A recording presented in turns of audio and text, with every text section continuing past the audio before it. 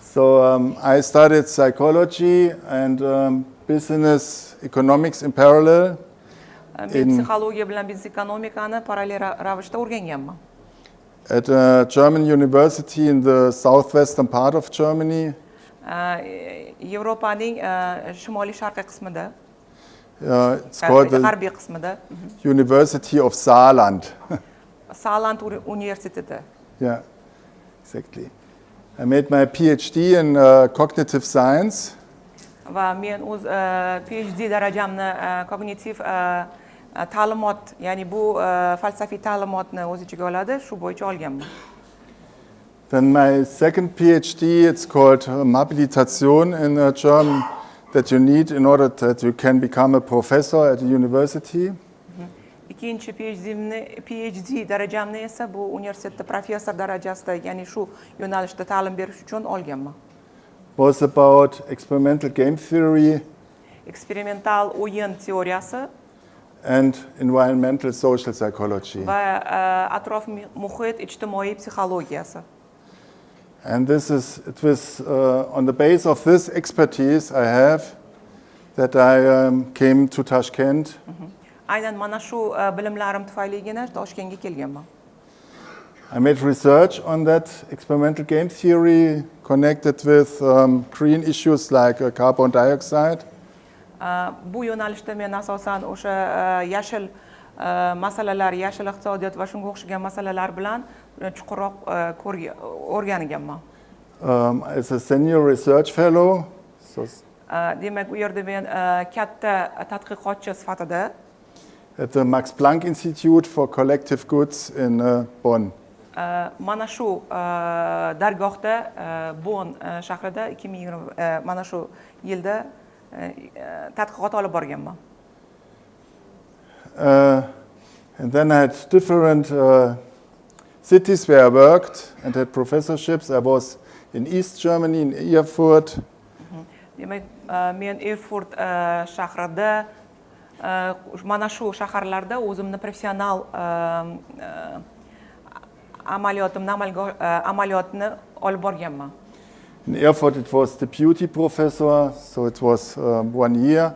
Then I was in Cologne, in Bonn, in Iserlohn, and at the end I was in Cologne. Demak, Cologne, Bonn, Iserlohn shaharlarida professor yordamchisi sifatida ishlaganman. And I don't work since April 2024. 2024-yil aprel oyidan beri hali o'z faoliyatimni boshlaganim yo'q. And so I said to the German organization SES. Germaniyadagi SES tashkiloti orqali that I could volunteer with my expertise. O'z bilimlarimni volontyor sifatida berish imkoniyatiga egaman. And so your university asked the SES. Va bu universitet, ya'ni bu tashkilot CES kompaniyasiga murojaat bilan chiqdi. Whether I could come as an expert for green issues. Va yashil masalalar bo'yicha ekspert sifatida bu yerga kelishimni so'rashdi. And my expertise is nearer to green economics than green business. Demak, mening maxsus bilimlarim ko'proq yashil iqtisodiyotga yo'naltirilgan, yashil biznesga emas.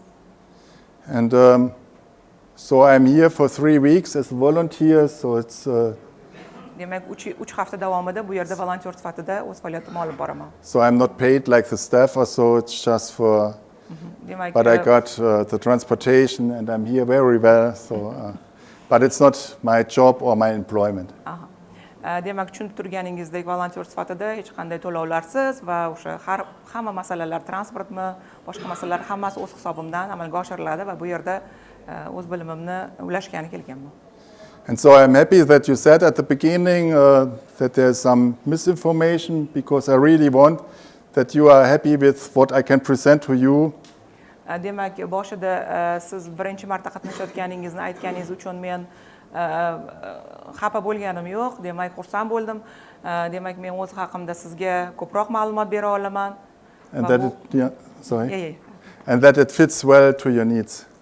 Va albatta bu sizga kerak bo'lgan ehtiyojlaringizga to'g'ri keladi deb o'ylayman.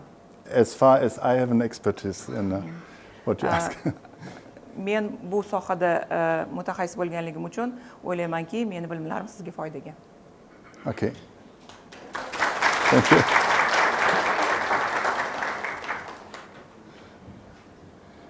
So this is why it's not green business but green economics where I'm expert. I put it. Demak, yashil iqtisodiyot ekanligini yuqorida aytib o'tdim. Men bu borada ekspert hisoblanaman, mutaxassis hisoblanaman. Does everybody know the difference between economics and business? Iqtisodiyot va biznes o'rtasidagi farqni hamma biladimi? Yeah, everybody knows it. In Germany, no. Germaniyada unday emas. Okay. Hamma bilmaydi. So I will now tell a little bit about the grandparents of green business and green economics, which means disciplines which have much knowledge, relevant knowledge, which could be applied to green issues. Yashil iqtisodiyot va yashil biznesning asoslari, ya'ni ularning otasi hisoblangan ayrim fanlar mavjud. Demak, u bitta fan doirasida emas, bir nechta fan doirasida ko'rib chiqiladi va ularga hozir nazar tashlaymiz. And so I will start. I started with the introduction here.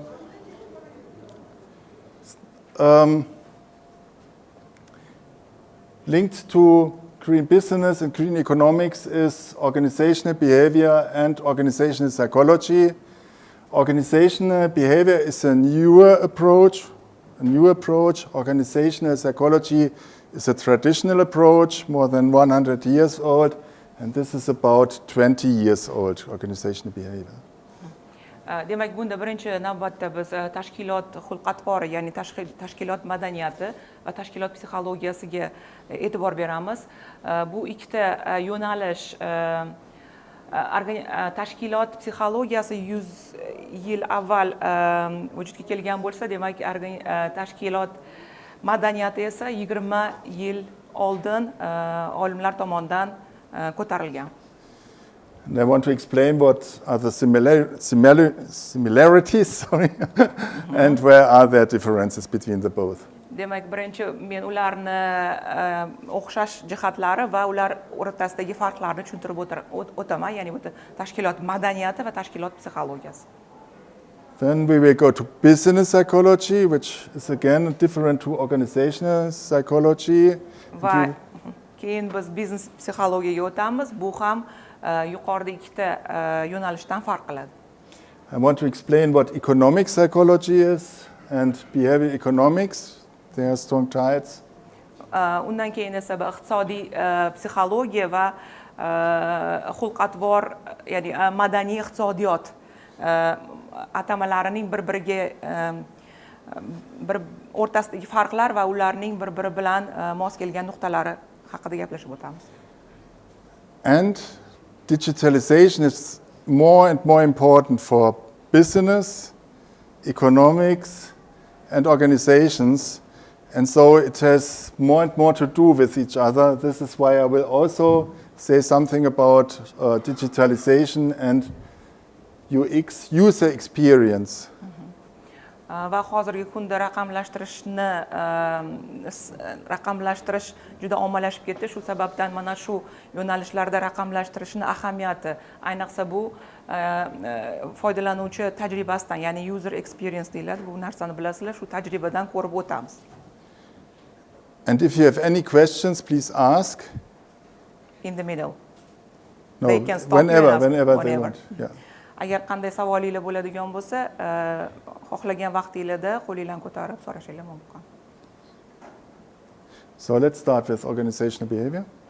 Tashkilot madaniyati haqida, ya'ni bu korporativ madaniyatga mos keladi, shu haqida gaplashib o'tamiz.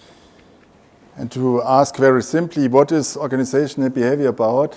Tashkilot madaniyati nima ekanligi oddiy savol. The answer is quite simple. It's about organizations, of course. Va albatta javob ham juda oddiy, bu tashkilotlar haqidagi fandir. And here a definition, and because I did not know that I repeat now, I have not the book with me, it's my office, so sorry, but this is part of the cover of the book. Men yuqorida aytgandim, kitoblar bor kutubxonada va shu mavzudagi kitoblarning ustidagi muqovasini bir qismi agar mabodo eslab qoladigan bo'lsanglar. It's Greenberg and Barron. I put it as GB. Greenberg and Barron are the authors. Demak, bu abbreviatura o'sha kitobning boshlang'ich nomlari Greenberg, Berg, like der Berg, like green, like green. Yeah, Greenberg. Ya'ni abbreviaturasi o'shani bosh harflarini olib qo'yganlar. And Ссылка sifatida. Baron, like the Baron, the Earl Baron, and the. Yeah. So we have here a definition. The field of organizational behavior, so this 20-year discipline, deals with human behavior in organizations. Demak, tashkilot madaniyati bu yerda ta'rif berib o'tiladi. Bu inson tashkilotdagi inson xulq-atvori bilan bog'liq bo'lgan 20 yillik tarixga ega bo'lgan fandir. Formally defined, organizational behavior is the multidisciplinary field. I stop here, the field. Bu fan bitta fan nuqtai nazardan emas, bir qator fanlarning o'zaro kesishuvi natijasida tadqiq qilinadi. Important is the word multidisciplinary. Shu sababdan bu yerda fanlar kesishuvi, ya'ni bitta fan emas, bir nechta fanlar orqali o'rganiladigan yo'nalish hisoblanadi. Because this is a difference to organizational psychology. Shu yerda u tashkilot psixologiyasi yo'nalishidan farq qiladi. So I continue here now. It seeks knowledge of behavior in organizational settings by systematically studying individuals, groups, and organizational processes. So you have already seen the sheet before with these three levels. Okay. Sizga kurs yuqorida ko'rganingizdek, ya'ni ma'lumot olganingizdek, bu yo'nalishda shaxslar alohida sifatida, guruh sifatida va tashkilot sifatidagi jarayonlarini o'rganish orqali ularni sistematik tarzda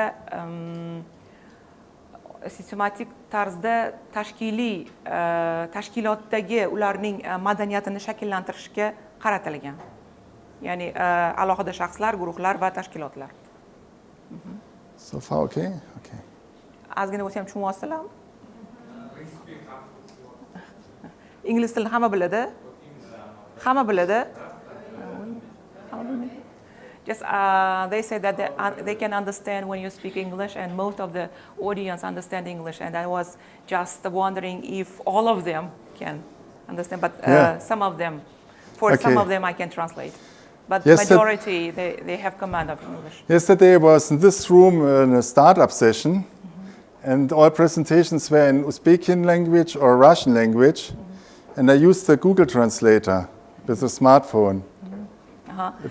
So maybe those who speak Uzbekian or Russian language use Google Translator or DeepL Translator, the app. It's very comfortable. O'tgan darslarda ayrim tushunishga qiynalganlar yoki rus tilida yoki rus tilini tushunadi, o'zbek tilini yoki aksincha, ular Google Translate'dan mana shu slaydlarni tarjima qilib tushunib olishdi. Sizga ham bu tavsiya. It worked very well. I could even discuss with people who presented yesterday, the young people. Va ular albatta tushunchaga ega bo'lgandan keyin ular bilan muhokama qilib, ular bilan suhbatlashishga muvaffaq bo'ldik. That's just as a hint. Yes. Bu shunchaki sizga tavsiya. Okay, then let's continue. What is an organization? And there are thousands of definitions of organizations, and I will now give that one of Greenberg and Barron again. Tashkilot o'zi nima degan savolga men aynan yana o'sha darslikka murojaat qilgan holda uni ta'rifini bermoqchiman. And you see I've put in different font here the relevant issues. va bu yerda ajratib ko'rsatilgan so'zlarim bor. Bu aynan o'sha kalit so'zlar, tashkilot bilan ifodalab beruvchi kalit so'zlar hisoblanadi. So an organization is a structured social system. Demak, bu tashkilot deganimiz bu tizimli ijtimoiy tuzilma bo'lib, consisting of groups and individuals o'z ichiga guruhlarni va alohida shaxslarni oladi. who work together to meet some agreed upon objectives. Va ular, ya'ni guruhlar va har alohida shaxslar ana shu tashkilot yoki kompaniyaning maqsadlariga erishish uchun birgalikda mehnat qilishadi. So an organization has structure. Demak, tashkilotda tizim bor. Because it's a system, an organization has stability. U tuzilma bo'lganligi uchun u yerda barqarorlik bor, stabilnost. A system always renews itself. And systems are relevant in biology, for example. Tizimlar odatda o'zini yangilab boradi. And it has objectives or goals. Va maqsadlar bor. And the focus of organizational psychology, there's a mistake here, of organization behavior is therefore not only on business organizations. Shu sababdan tashkilot madaniyati faqatgina biznes tashkilotlariga urg'u bermaydi, ya'ni faqat ular orqali o'rganilmaydi. But also on administrations, on schools, on universities, churches, associations, and non-governmental organizations. NGOs, non-governmental organizations like World Wildlife Fund, Greenpeace, Amnesty International, and so on and so on. Okay. Shu demak, alohida biznes tashkilotlariga emas, balki quyidagi boshqa yo'nalishlarda ham o'rganilishi mumkin. Ya'ni bu boshqaruv, maktablarda tashkilot madaniyati, universitetlarda, cherkovlarda, rahmat, boshqa assotsiatsiyalar va nodavlat, notijorat tashkilotlarni ham o'z ichiga oladi va bularga bir qator o'sha yashil tashkilot, shunga o'xshagan notijorat tashkilotlarni misol qilib berdilar. However, the focus of the research is on business organizations. Lekin shunday bo'lsa ham, ularning tadqiqot predmeti deymiz-ku, bu biznes tashkilotlari hisoblanadi. So on business. Here are some characteristics of organizational behavior, some features of organizational behavior. Tashkilot madaniyatining ayrim xususiyatlari, ya'ni ularning xarakteristikasi. And first is that is scientific. So it's not only say, oh, I think this person is well for this job, but you also have, let's say, personality tests or other assessment center, which you have approved and you know that they work better than your gut feeling.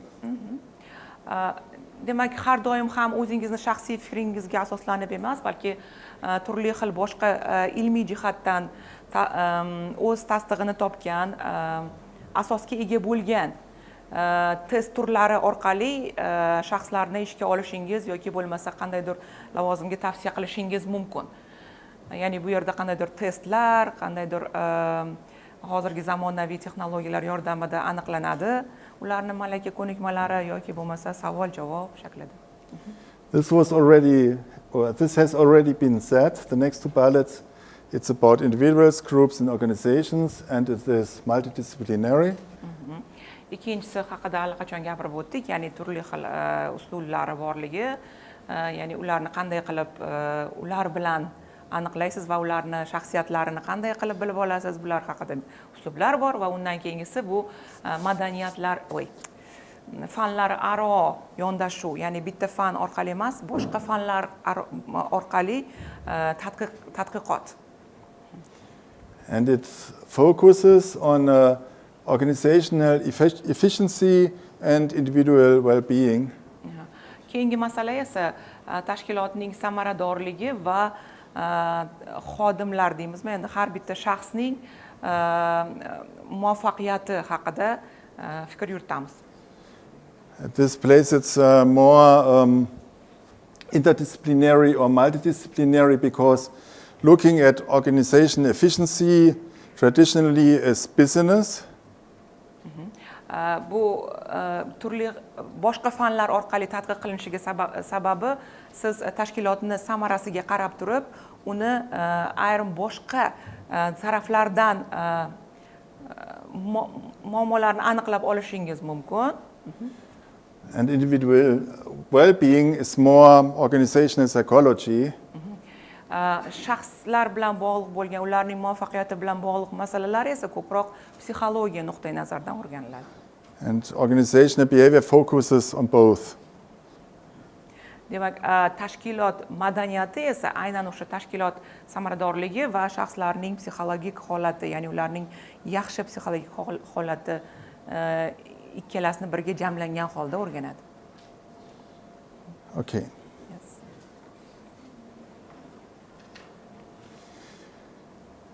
And I have some examples for practical managerial problems, but we could also, we did it some days before, the class proposed that we all can look whether you find green questions that could be relevant. But so these are traditional questions from organizational behavior.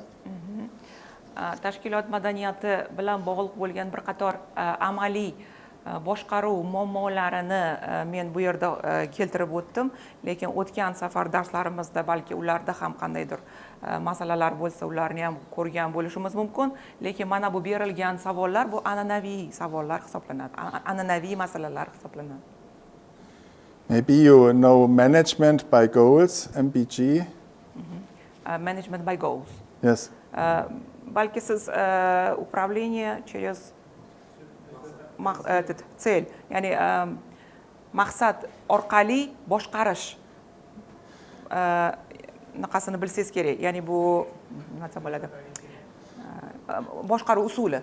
Okay? Buna voqif bo'lsangiz kerak. Ya'ni management by role, by goals deb aytdilar. Goals is objectives, ya'ni maqsad qo'yasiz va management by objectives. O'sha maqsad orqali siz boshqaruvni yo'lga qo'yasiz. Management by objectives, I should have said, sorry. Yoki goal so'zini objective deb aytsalar ham bo'ladi. Was very popular and famous in business, famous and popular approach. But you can ask, how can goals improve work performance? So you can really make scientific research on that and to look, does it really improve performance or not? Or how must I formulate goals that the work performance becomes better? Bu yerda savol berilgan, maqsadlar tashkilot samaradorligini oshiradimi? Yaxshilaydimi? degan savol beryapti. Ya'ni bu yerda maqsadlarni qanday belgilab olish kerak? Qanday maqsadlar tashkilotni natijalarini yuqori pog'onaga olib chiqadi? Shu masalalar ko'rib chiqiladi bu savol orqali. You see managers who see that their employees are visible, not happy, and not so satisfied. And so what can you make, what can you do that the job satisfaction rises? Keyingi savol esa bu xodimlar bilan bog'liq, ya'ni qo'l ostingizdagi xodimlaringiz o'z ishidan mamnunmi? Agar ular mamnun bo'lmasa, unda qanday qo'shimcha tadbirlarni amalga oshirish kerak? Shu masalalarga javob topadi. When is it better, I formulated another way, but it's this issue, when it is better that you have individuals working on a task, and when it is better that group work on a task.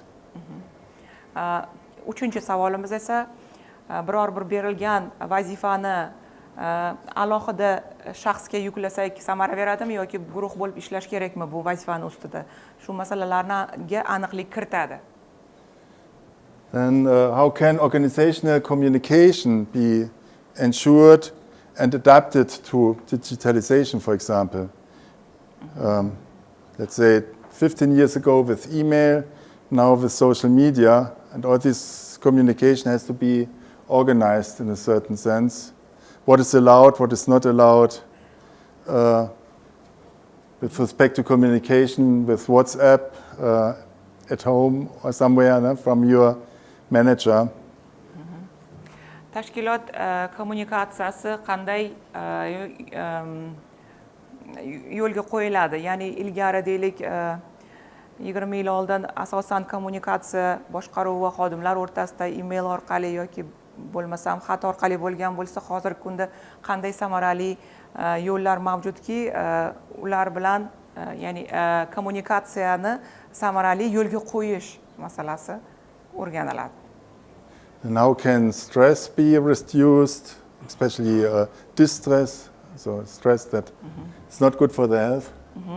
Keyingisi esa stressni qanday qilib kamaytirish kerak, albatta bu sog'liq uchun zararli. And how can group leaders or coaches improve team performances? Shuningdek, guruh liderlari qanday qilib jamoani natijalarini yaxshilashga ko'mak berishi mumkin? Shu haqda. Are there questions until here to me? Shu yergacha savolinglar bo'lsa, marhamat, ingliz tilida bera qoling. About this task. Yeah. Who is in the organization who should be responsible for implementing all this? I mean, it's HR department. For example, if you will take some organization, all for these questions, which responsible unit or division in organization for controlling, monitoring all this organizational behavior? This would also be a relevant question that I could add here, which are adequate levels of monitoring and controlling, and what is the advantage of flat hierarchies compared to steep hierarchies. And this is a question that you pose, which I could add on here, because what I said here, these are typical problems manager have, and you added a typical problem to that list. Demak, tushundingiz, bir-biringlarni tushunmadinglar aslida o'zi. Bu aytmoqchilarki, mana shu savollarni davom ettiring ro'yxatini deganga sizni savolingizni qo'shib qo'yadilar. But to give also an answer to your question, because I think you wanted to have another answer. I see it on your face. Yes, he was not relevant to these questions, but it was a special question on organizational behavior. Who must be responsible on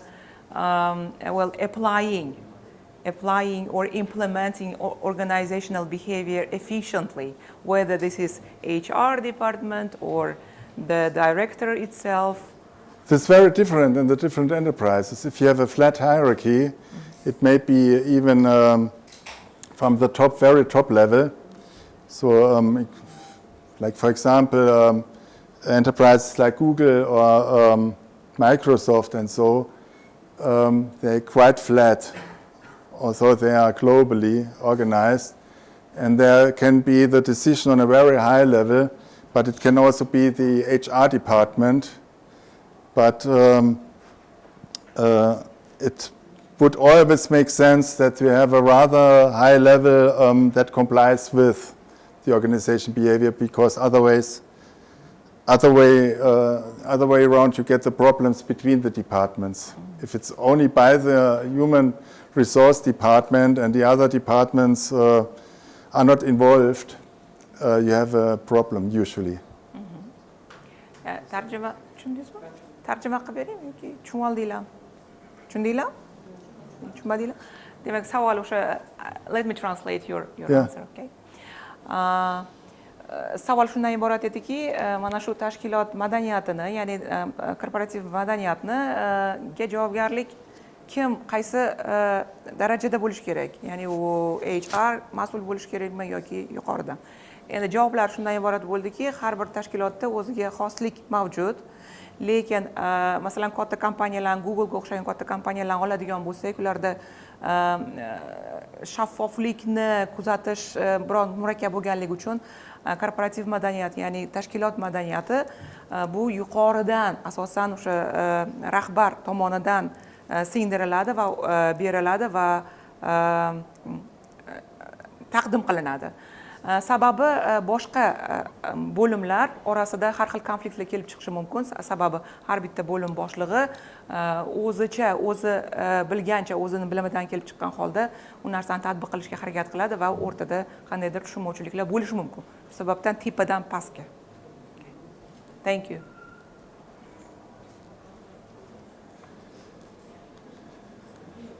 So, in organizational behavior, you have a focus on human experience in organizations, human experiences and human behavior in organizations. This is the first bullet here. Demak, tashkilot psixologiyasi haqida gaplashyapmiz. Demak, bu yerda asosan inson tajribasi va uning xulq-atvori tashkilotda o'z aksini topadi.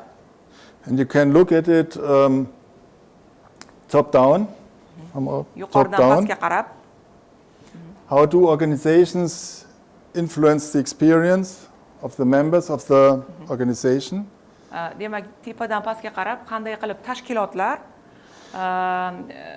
individual shaxslarning tajribalari va ularning xulq-atvoriga qanday ta'sir ko'rsata oladi. Ya'ni bu albatta turlicha.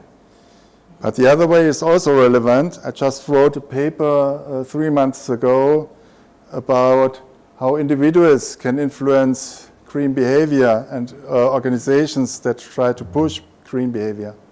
Bunga qarama-qarshi ravishda men 3 oy oldin bir maqolani ko'rgan edim. Unda aksincha qanday qilib individual shaxslar, ya'ni xodimlar pastdan tepaga qarab madaniyatni, korporativ madaniyatni o'zgartirishga qanday ta'sir ko'rsatishi mumkinligi tadqiq qilingan edi. And this would be bottom up. Va bu ta'sir pastdan tepaga ta'sir edi. Genau.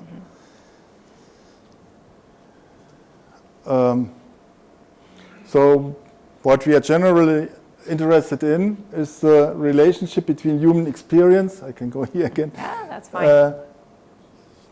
Behavior and actions with structure, processes, and goal characteristics of organizations. So you have characteristics of the organization, you have characteristics of the individuals and the teams in the organization, and you can look about certain relationships between these different elements. Va tashkilot madaniyati shaxslar tajribasi, ularning xulq-atvori va ularning o'zini tutishi, xulq-atvori va faoliyati bilan tashkilotning tizimi, jarayonlari va maqsadlari o'rtasidagi munosabatni belgilab beradi. Ya'ni ular o'rtasida munosabat bo'lishi kerak. Ya'ni shaxslarni, alohida ularni tajribasidan va xulq-atvoridan kelib chiqib, tashkilotning maqsadlariga mos ravishda ular bilan o'zaro aloqani yo'lga qo'yish kerak. Yes.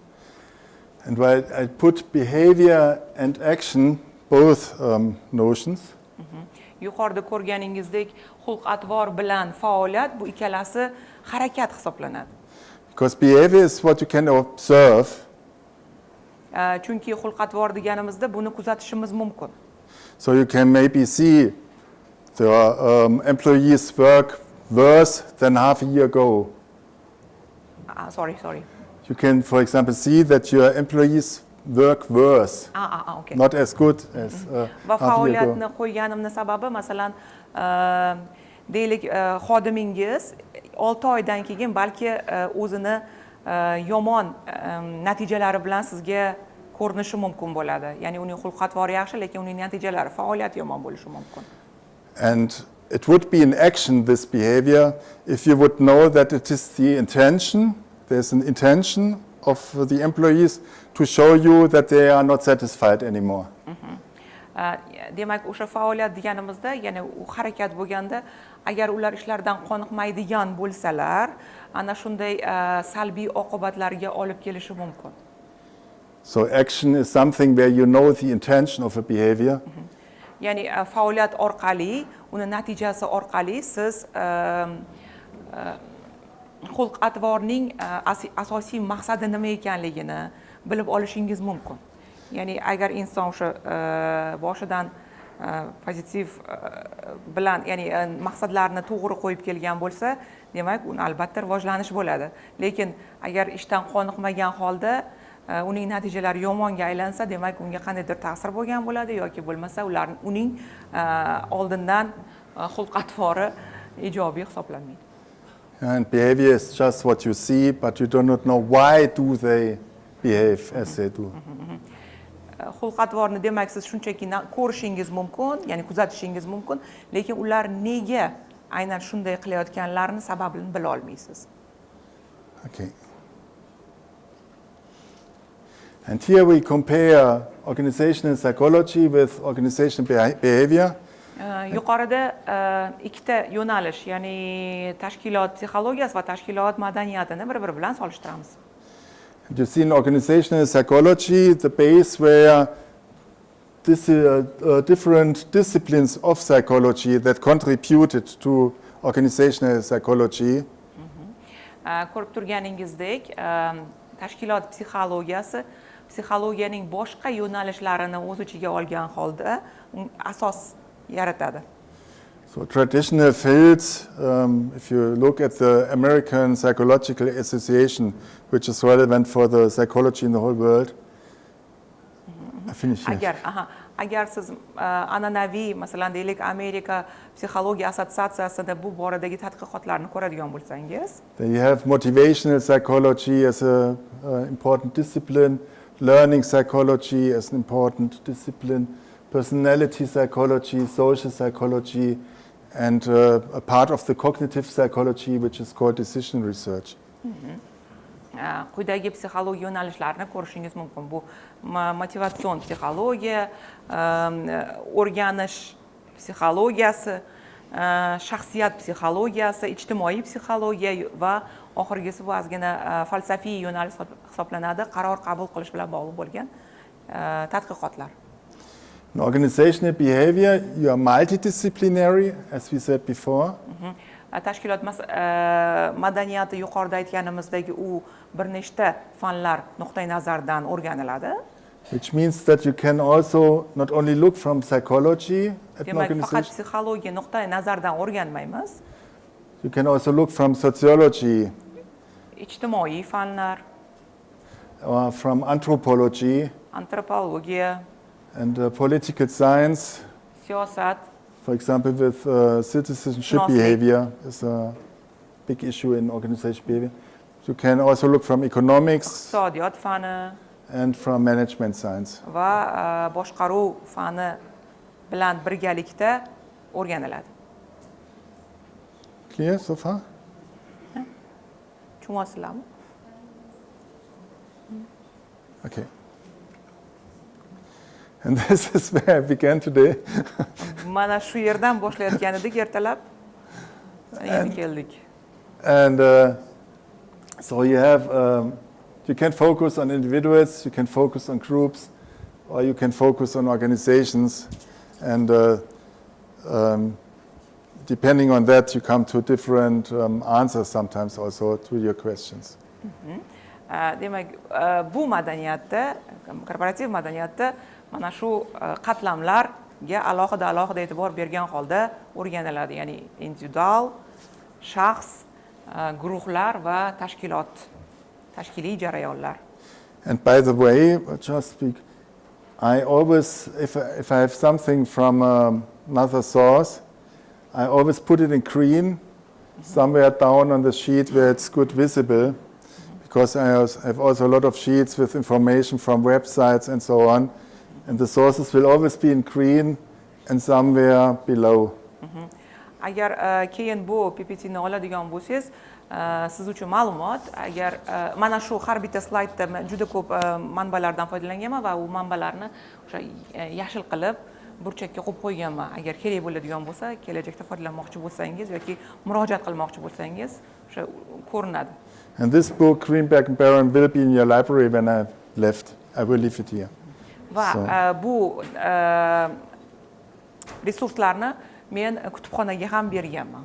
Ya'ni kutubxonadan ham olishingiz mumkin. So now there's again the definition. You should not translate it again, I think. But I want to make now with you is a task that you also have. berilganda uni tarjima qilmasangiz ham bo'ladi dedilar.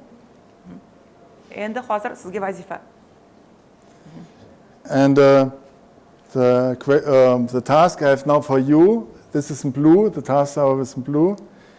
Try to find examples for questions of organization behavior or organizational psychology on individual, group, or organizational level, and try also to find green questions. So we could maybe, I can go to the whiteboard and collect what you find, The questions your like ideas. that you had previously in your slide, like there was some questions, they should make up that kind of questions, right? This question, this is the definition again. Okay. And it deals with human behavior, Organization. multidisciplinary, system, individual, group, and organizational processes.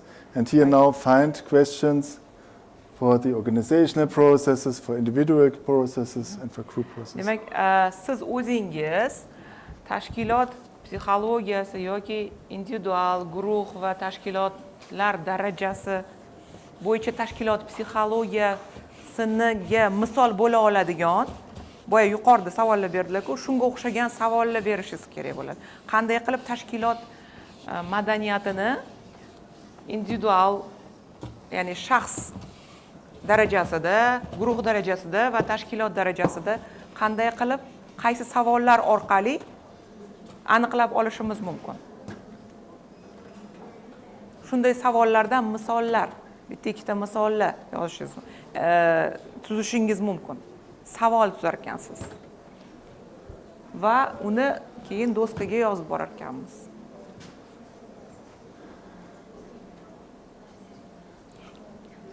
Bitta o'zlari misol ko'rsatib bersinlar.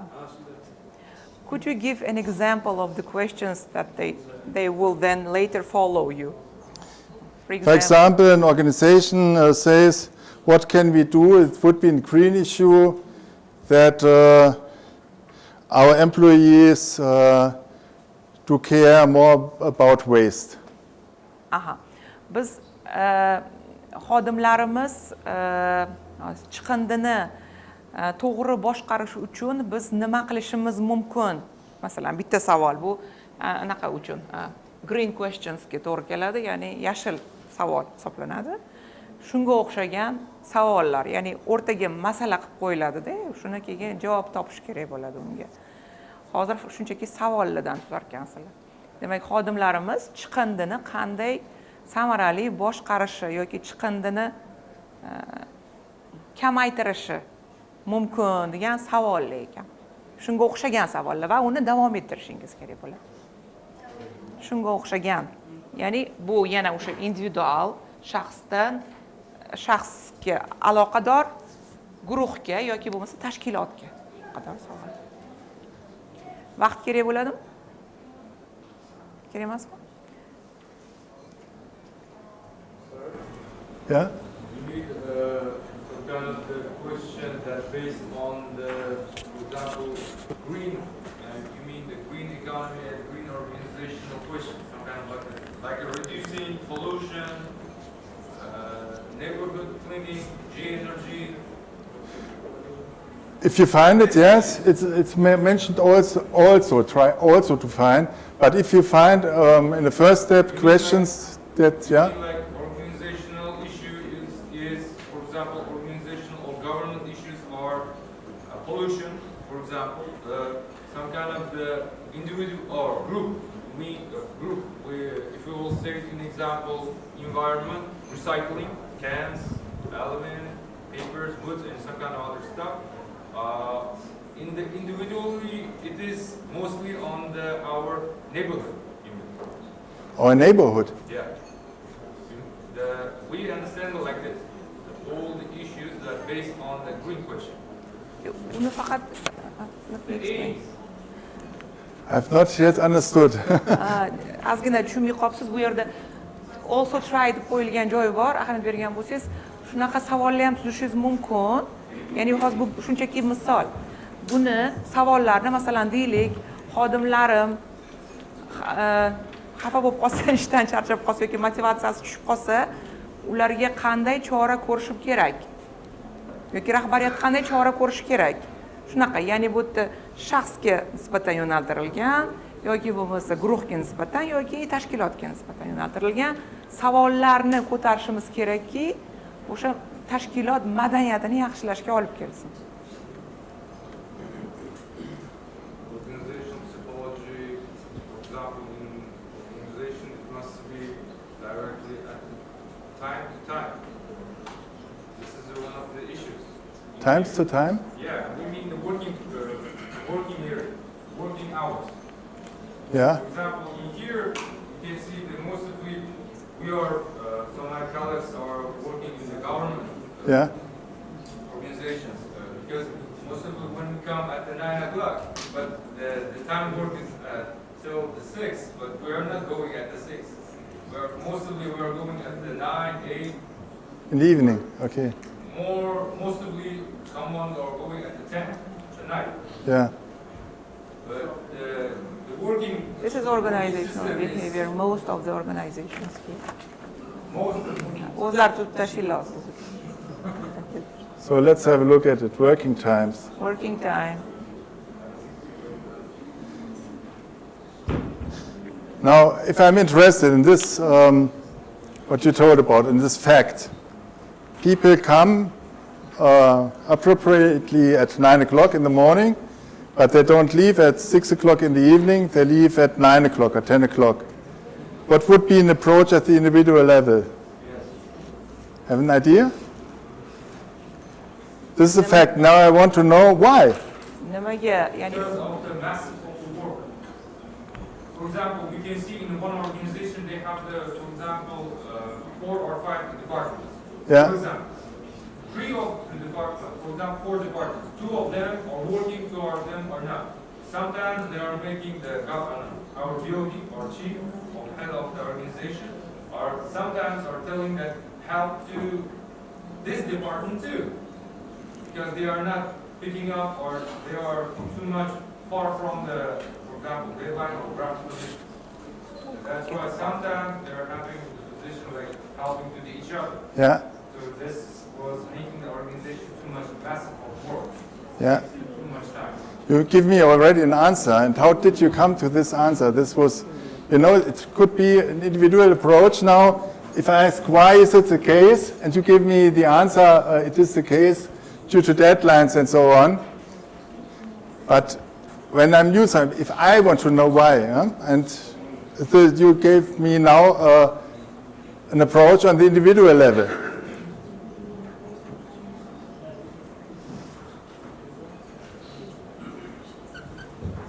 Because I can ask individuals, why do you work until 9 o'clock? And this would be an approach at the individual level to look why do they work so long. If I go on a group level, I could also ask for the rules in the team, in the group. And could also be that there are some other reasons that are not only individually. And it could also be that, for example, in the team I could have a team leader. If I go too early, he will kick me out. Yeah? This is, for example, the case in the German automotive industry. If men who work there, they have, by law, they have the right to make childcare for half a year. If they do it, they are kicked off their career. There will be no more, they will be still employed, but there will be no more going on in their profession. Yeah? Another example, every head of organization or leader should answer to the question, why should I use less papers? Why should I lose? Less paper. Yeah. Paperwork. Yeah. Because using more papers, first of all, generates more expenses for station or station. Yes. If you use less papers, what should we do? We should digitalize our daily tasks. I mean, by switching to digitalization, we can decrease the human factor. I mean, we can avoid some mistakes made by human, by paperwork. Yeah. And next, they said decrease the office expenses.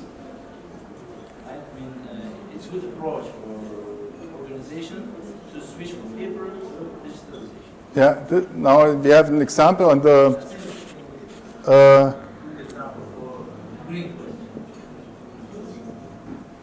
so we have digitalization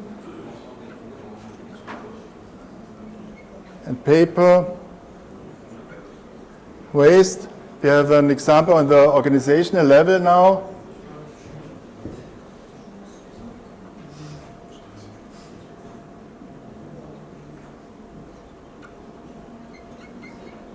When the management, the top management says no more paper documents, it's a very difficult issue in German administration. When is a signature valid? And there must be decisions even by law that a digital signature is a signature. And so you have a top-down process that an organization says, yeah, we can reduce waste by digitalization, but we have to do it top-down. We have to make the relevant frame in law and in techniques that allow digitalization, and then you can do it. Very good example on the very top level. Yeah. Are they?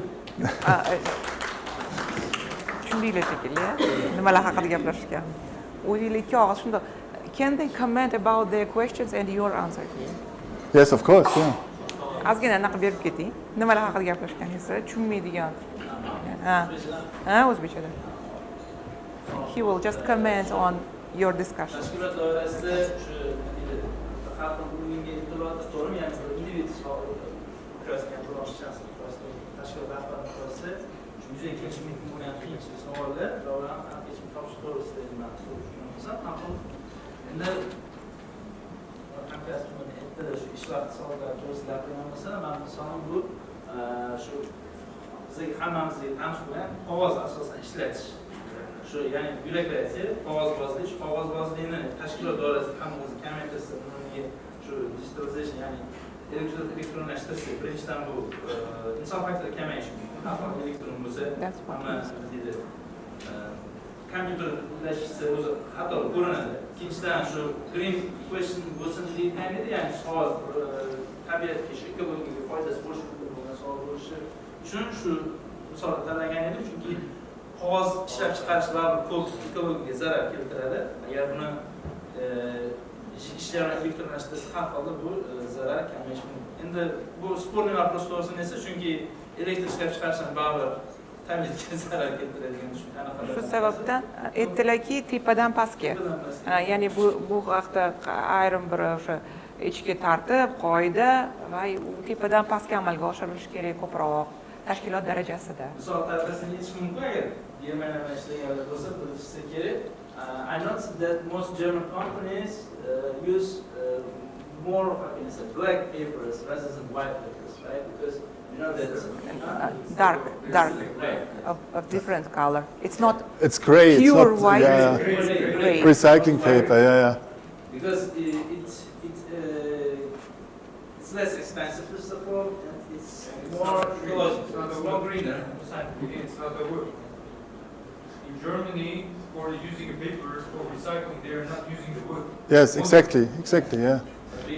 We do not need the wood as a resource. We take the old paper, and the collection rate of old paper in Germany is extremely high. More than 90% of the newspapers and so are thrown in special waste boxes for paper, and so there's a big recycle processes.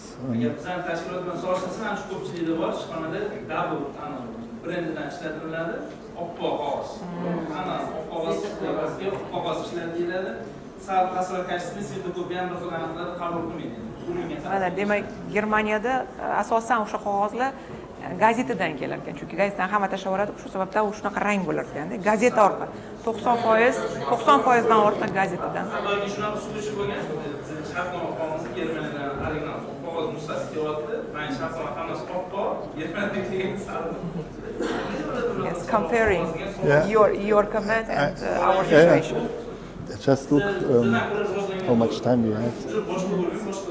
We have got just 20 minutes, Okay. 150, and 10 minutes break. You can also have if you are, if you have more to speak, then you can have 10 more minutes. Okay. Up to 2 o'clock. Okay, yeah.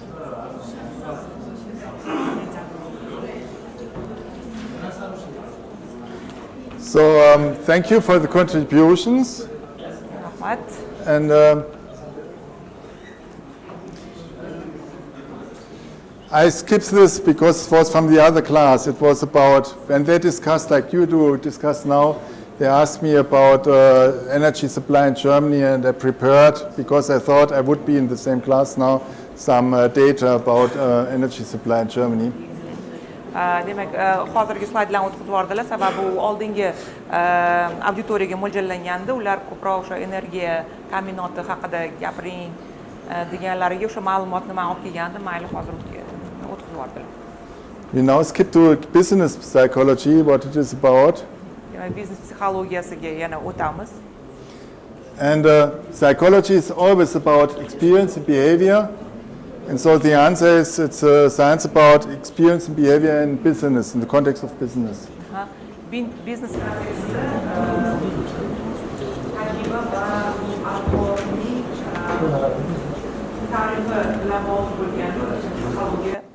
business psixologiyasi hisoblanadi. And the other relevant field there is business administration, MBA, you know, as a master degree. Business boshqaruv ham aynan soha bilan bog'liq bo'lgan masala. Which is about decision-making processes by companies, firms, and organizations. Va qaror qabul qilish jarayoni kompaniyalarda, tashkilotlarda biznes psixologiyasi orqali o'rganiladi. And these are the classic fields of business psychology. Biznes psixologiyaning klassik ko'rinishi quyidagicha. And so we find something we already seen before. Motivation in psychology is important also in business psychology. Biznes psixologiyasida motivatsiya juda muhim o'rin egallagan. But we also find very special disciplines like recruitment or human resources. Ishga olish va inson resurslarini boshqarish ham muhim omil hisoblanadi biznes psixologiyada. And team building, this is very important for very innovative companies, like for example Microsoft.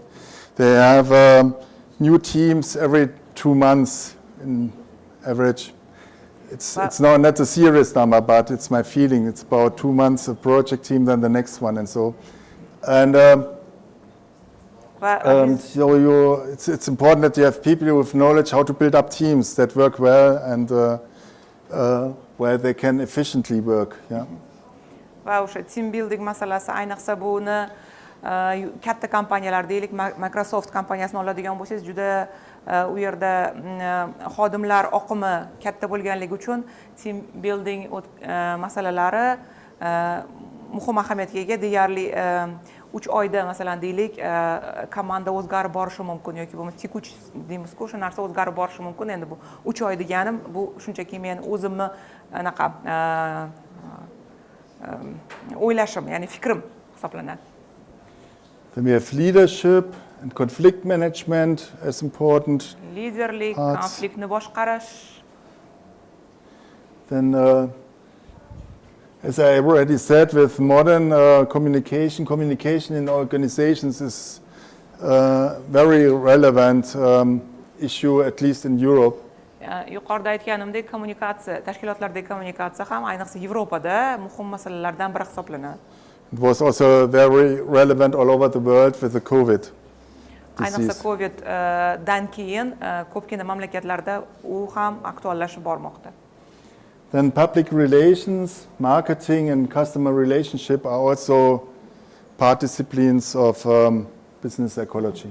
Keyingi yo'nalishlar bu davlat public relations, ya'ni PR bilasiz buni, marketing va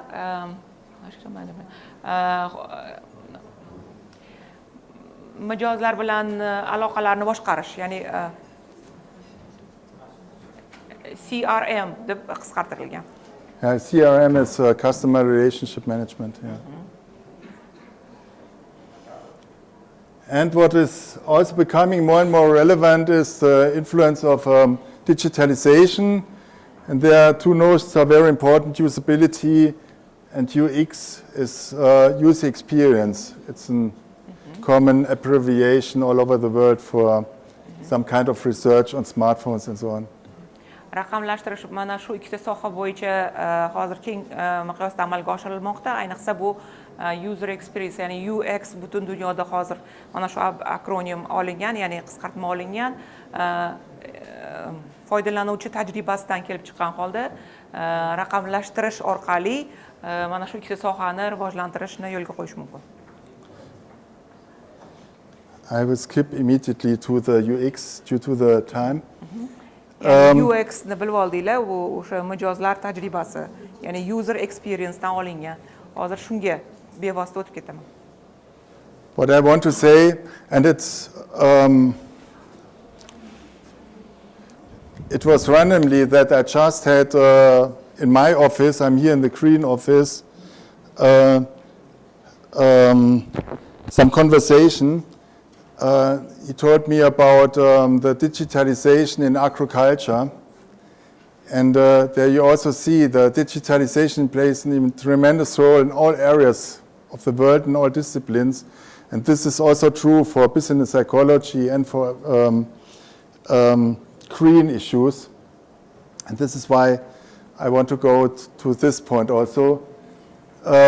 User experience is a person's attitude against a particular product, a particular system, or a digital service or service in general. Demak, raqamlashtirish nafaqat qishloq xo'jaligi, balki boshqa barcha sohalarni qamrab olmoqda. Shu sababdan hozir foydalanuvchi tajribasi nima ekanligi, ya'ni bu yerda men shaxsiy munosabat deb alohida ajratib qo'ydim. Bu ma'lum bir mahsulot, tizim yoki xizmatga bo'lgan shaxsiy munosabat nazarda tutiladi. It encompasses, also it belongs to UX, belongs to cognitive attitude. Ya'ni munosabat deganimizda o'z ichiga bu kognitiv munosabat. Cognitive means what do I know about it? What is my knowledge about a certain thing? Where do I get my information from?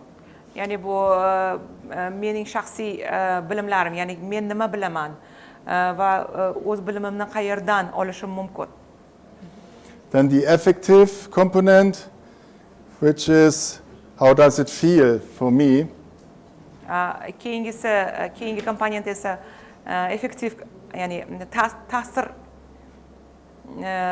ta'sir komponenti hisoblanadi va where I know about this. Sorry, could you repeat one more time about that effective? How does it feel for me? So menga qanday ta'sir ko'rsatyapti? Ya'ni masalan raqamlashtirish o'sha yuqorida aytdik-ku, mahsulot, xizmatga bo'lgan munosabat, u menga qanday ta'sir qilyapti? So for example, I know that I can make a telephone call with this thing here, and I can also make a telephone call practically, but with this thing here, phoning for me is awful. I don't like to phone with it. So I know, cognitively, I know I can use it for making a phone call, but I dislike to make phone calls with this smartphone. Bunga misol tariqasida telefondan foydalanishni oladigan bo'lsak, men bilaman, men qo'ng'iroq qilishim mumkin, qandaydir va ishlarimni bitirishim mumkin, lekin menga telefon qilish yoqmaydi. Bu ikkinchi o'sha ta'sir komponentiga aloqador narsa, ya'ni u o'sha raqamli vositadan siz foydalangingiz kelmaydi. Ya'ni u sizga qanday ta'sir qiladi? And behaviorally, this means that I use it very seldom for phoning because I prefer to phone from at home than with a smartphone. Demak, xulq atvorga bog'laydigan bo'lsak, uchinchi komponentga bog'laydigan bo'lsak, shu sababdan men telefondan kamdan kam foydalanaman. Men asosan uydagi telefonimdan foydalanishni afzal ko'raman. Ya'ni simli telefonimdan foydalanishni afzal ko'raman. But as I gave the example with the smartphone, you can ask the same with respect to green issues. How does it feel to wear green textiles, for example? Xuddi shu misolni biz boshqa masalalarda, masalan deylik, yashil iqtisodiyotda yoki bo'lmasa deylik yashil rubashkani, deylik bu rangga nisbatan emas, o'sha ekologik rubashkani kiyib yurish qanchalik menga ta'sir ko'rsatadi. Boshqa misollarda ham ko'rishimiz mumkin bo'ladi. And so there are people who have a positive attitude towards green textiles and say, oh, it's good for the environment, I know that it's good, that it's not made by children and so on.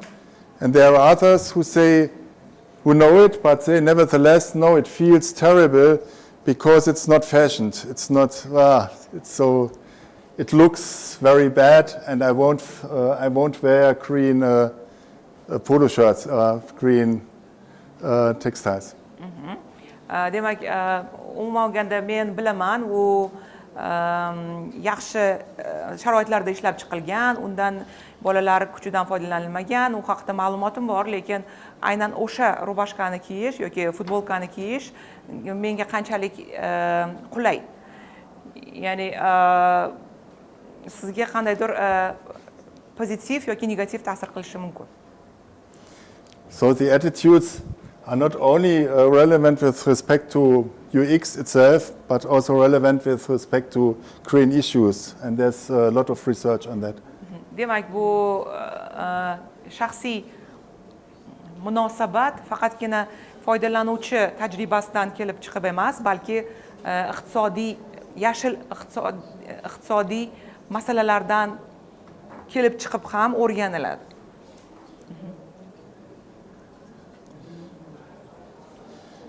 I will also skip now this task because it would take too long.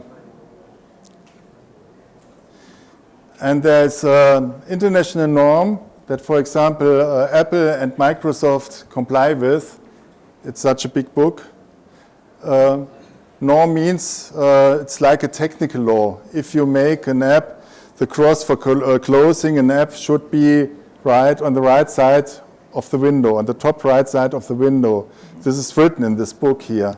And this is why you know, independent of what you use, which app you use, that you can close the app by pushing on the right top here, on the cross on the right top.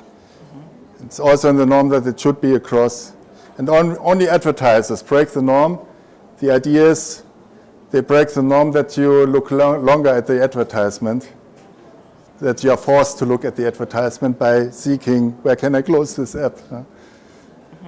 Demak, bu norma, bu xalqaro tan olingan norma hisoblanadi va uni o'sha gadjetlar orqali telefonning o'sha o'ng tarafida agar reklama qilmoqchi bo'lsangiz, mana shu normaga bo'ysungan holda, uni to'g'ri foydalangan holda reklama qilishingiz kerak bo'ladi, sababi bu xalqaro miqyosda tan olingan hisoblanadi. Exactly. And in this norm you find that products can be evaluated, digital products, but products in general also, whether they're effective, efficient, and whether they are satisfying. And this is very near to the attitudes we had before, because effectiveness and efficiency is how can I reach my goal, and can I reach my goal at all? This is the efficiency. And how easy is it to reach my goal? So the smartphone is effective for making a phone call, but for me it's not efficient because it's very hard to understand people, and sometimes by moving it, it closes the connection. And there are some things that where say it would not be efficient for phoning, but it can phone. Efficacy and my satisfaction is not so high. These are the three elements of user experience. Bu norma nimani bildiradi? samaradorlik va ikkinchisi bu o'zi aslida u ham samaradorlik deb tarjima qilinadi, lekin uni amaliy samaradorlik deb aytaylik. Va uchinchisi rozilik, mamnunlik hisoblanadi. Masalan, deylik, uni smartfon yordamida ko'radigan bo'lsak, albatta u samarador ekanligini bilamiz, effektiv ekanligini bilamiz. Lekin deylik, men uchun shaxsan undan foydalanish ma'qul emas, sababi u og'ir bo'lishi mumkin yoki gapirayotgan insonni men yaxshi eshitmasligim mumkin. Shu sababdan u menga unchalik amaliy samara bermaydi. Va satisfaction bu o'sha mamnunmisiz o'sha smartfon dan foydalanish, ya'ni u qurilma hisoblanadi, ya'ni raqamli qurilmadan yoki bo'lmasa boshqa bir holatlarni ko'rib o'tdilar. Shundan mamnunmiz. Mamnuniyatni belgilab beruvchi norma hisoblanadi. Ya'ni 3 ta kriteriya bo'yicha. Yeah. And I skip this one. And I just shortly go to the last one. So user experience is an important norm, and how you can change attitudes towards different digitalist products and also towards green issues. And the last thing I wanted to explain shortly is economic psychology, because I said I come mainly from economic psychology, not business psychology. And economic psychology is about experience and behavior in the context of economics, which means it's not business area in the organization, but in the state, for example.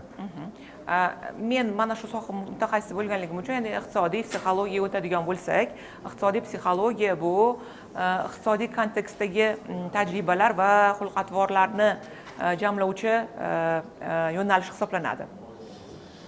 Economics is davlat darajasida amalga oshiriladi. Yeah. Yes, please. Economics is about the study of scarce resources. Here in Uzbekistan, very scarce, for example, water. Masalan, iqtisodiyotni O'zbekistonda misol qilib oladigan bo'lsak, tez tugab qoladigan resurslar, masalan, suvni oladigan bo'lsak, uni o'rganish, tadqiq qilish orqali In order to satisfy needs as well as possible. Imkon qadar talablarni qondirish maqsadida. And with respect to the distribution and production of goods. Uni tarqatish, ishlab chiqarish va tarqatish yo'llari orqali. And I have some examples here, but I take an example from Uzbekistan that I heard yesterday. Kecha O'zbekistonda men o'zim shaxsan guvohi bo'lgan bir misolni sizga aytmoqchiman. It was about water supply for trees.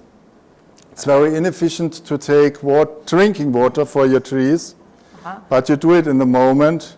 And there are ideas with a drilling machine that you take the water near the surface for the watering of trees, which you could not drink it, but you could use it for the trees, and so have the resource water mainly for drinking and not for the trees, because you have a big green project here in Tashkent, for example, that you want to plant more trees because it's like a air condition in the town, biological air condition.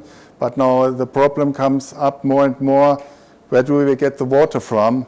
And so you have some engineering ideas here at university here, how this problem could be solved. But this is a typical economic problem with the resource water. Shu misollardan biri daraxtlarni sug'orish. Menga shu narsa ma'lum bo'ldiki, daraxtlar ichimlik suv bilan sug'oriladi. Bu aslida esa o'sha ichilmaydigan suv bilan sug'orilishi kerak.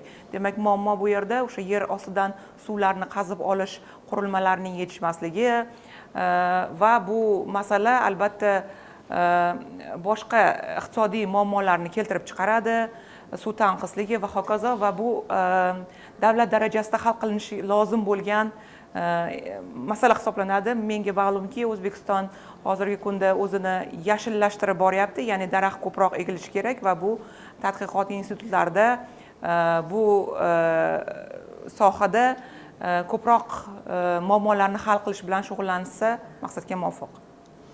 And in Germany, very much discussed in the moment is the resource air.